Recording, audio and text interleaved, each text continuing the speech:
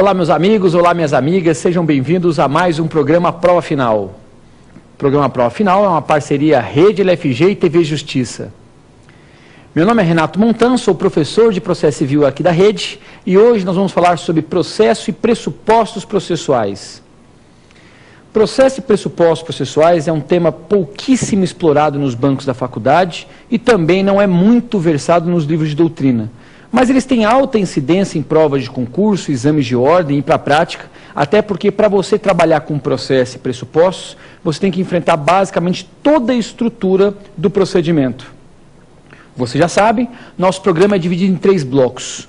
O primeiro bloco, tema do dia, nós vamos falar sobre processo, pressupostos processuais e todas as regras aí decorrentes. No segundo bloco, pergunte ao professor, selecionaremos 5 perguntas de alunos de todo o país para resolvê-las aqui e também para complementar a matéria que, dado o tempo exíguo do programa, não vai ser possível nós enfrentarmos. E por fim, o X da questão, nós vamos resolver 2 questões de provas anteriores para que a gente possa sedimentar a matéria. Espero vocês no próximo bloco. Obrigado.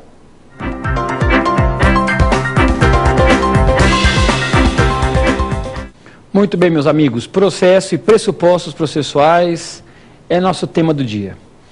E trabalhar, na verdade, com processo e pressupostos processuais é enfrentar muito mais os pressupostos processuais do que o processo. Certamente, processo é um dos temas mais controversos que nós temos no ordenamento.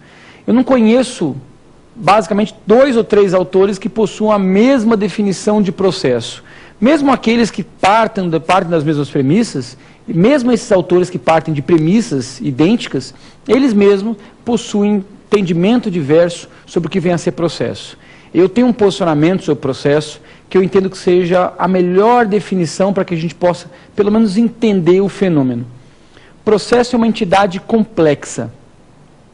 Processo é uma entidade complexa, porque ela conglomera, na verdade, 2 grandes institutos. Processo é visto como uma relação jurídica, porque processo envolve 3 sujeitos de direito, pelo menos, autor, réu e juiz. Não se nega o litisconsórcio, mas existem pelo menos 3 lados, o autor, o réu e o juiz. E também processo é um conjunto de atos. Processo é um procedimento. Então o processo não só é uma relação jurídica, que envolve 3 sujeitos de direito, com deveres, ônus, obrigações, como também processo é um procedimento. Processo é uma relação jurídica, um conjunto de atos. Então eu nem posso falar que processo é só relação jurídica, como diz alguns autores, e nem falar que processo só é um conjunto de atos, que é o procedimento, que a visão externa, a análise visível do processo é o procedimento. Petição inicial, defesa, citação e réplica. A grande questão que nós temos que enfrentar é que para que o processo possa existir e se desenvolver válida e regularmente dentro do ordenamento, é necessário que ele preencha alguns pressupostos. Então, na verdade, a lei estabelece, não de forma sistematizada, mas de uma certa forma ordenada, a lei estabelece os pressupostos processuais. É importante que nós entendamos que, ao contrário das condições da ação, que a lei diz expressamente quais são, possibilidade, legitimidade e interesse, os pressupostos, a lei não se deu ao trabalho de estabelecer quais são. Na verdade, a lei, quando muito, diz que existem pressupostos processuais de existência e desenvolvimento válido e regular do processo, à luz do artigo 267, inciso 4 CPC. Mas a lei não cria uma sistematização como o faz com as condições da ação. Por isso, nós vamos tentar extrair o regramento dos pressupostos com base efetivamente em alguns requisitos importantes, como a relação jurídica. Então nós vamos olhar para o juiz, para o autor e para o réu e tentar estabelecer com essa base, com essa fundamentação, quais seriam os principais pressupostos. Então vamos olhar para o juiz primeiro. Para a gente poder dividir os pressupostos, nós temos que estabelecer 2 grandes grupos. Nós temos os pressupostos positivos, que são aqueles que devem existir no processo, e nós temos os pressupostos negativos, são aqueles que não podem existir no processo.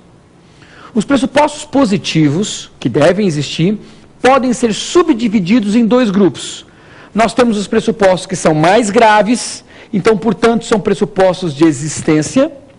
E nós temos outros pressupostos que, partindo da premissa que o processo já existe, ele deve se desenvolver. Então, são pressupostos regulares de desenvolvimento. Então, os pressupostos positivos são divididos em existência e desenvolvimento. Vamos falar primeiro dos pressupostos de existência. Pressupostos de existência são aqueles que são tão graves, mas tão graves, que a falta deste pressuposto faz com que o processo sequer exista. Alguns autores criticam essa terminologia. Como é que pode existir um pressuposto processual de existência se o processo já existe? Na verdade, a existência aqui ela não é fática, porque os autos do processo estão lá. A existência ela é jurídica. E aí nós temos três pressupostos de existência mais importantes. O primeiro deles é a jurisdição. E aí, voltando ao que nós estávamos falando, vamos olhar primeiro para o juiz. O principal pressuposto de existência é jurisdição. Julgador sem jurisdição não tem condição de julgar o processo e, portanto, o processo não existe. Basta imaginar, vamos supor que num determinado processo, um delegado de polícia profira uma sentença. Nós sabemos que o delegado de polícia tem conhecimento jurídico, tem até condição de fazer uma boa sentença, talvez até melhor que a do juiz. Mas ele não é investido de jurisdição e, portanto, o processo não existe. Falta de jurisdição é pressuposto de existência. Isso já caiu em exame de ordem. Vamos olhar agora para o autor. Qual seria o pressuposto de existência para o autor? Demanda, petição inicial. Sem demanda, sem petição inicial, o processo não existe. Não vamos entrar nessa discussão terminológica, se petição inicial é demanda, sim ou não, ou vice-versa. Isso é irrelevante. Apenas entendamos que falta de petição inicial também torna o processo inexistente. E o último pressuposto de existência é a citação. Não se assustem. Vocês vão encontrar, provavelmente em alguns livros de doutrina, que a citação não é pressuposto de existência, e sim de desenvolvimento.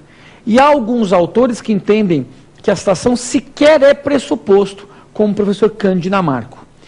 Essa premissa, a minha concepção para concurso e para exame de ordem, é a mais correta. Pressuposto de existência é citação. Ou seja, a falta de citação torna o processo inexistente. Feita essa distinção entre os pressupostos de existência, vamos falar um pouquinho dos pressupostos de desenvolvimento. Aqui, o processo já existe, mas ele precisa se desenvolver válida e regularmente no mundo jurídico. Então, o que a gente vai fazer? Nós vamos adjetivar os requisitos que nós já estudamos agora. Nós não falamos de jurisdição? Falamos. O que nós podemos acrescentar agora junto à jurisdição? Não basta o juiz ter jurisdição, ele precisa ser competente e imparcial. Então, primeira premissa, não basta ele ter jurisdição, ele precisa ser competente e imparcial. O que é um juiz competente?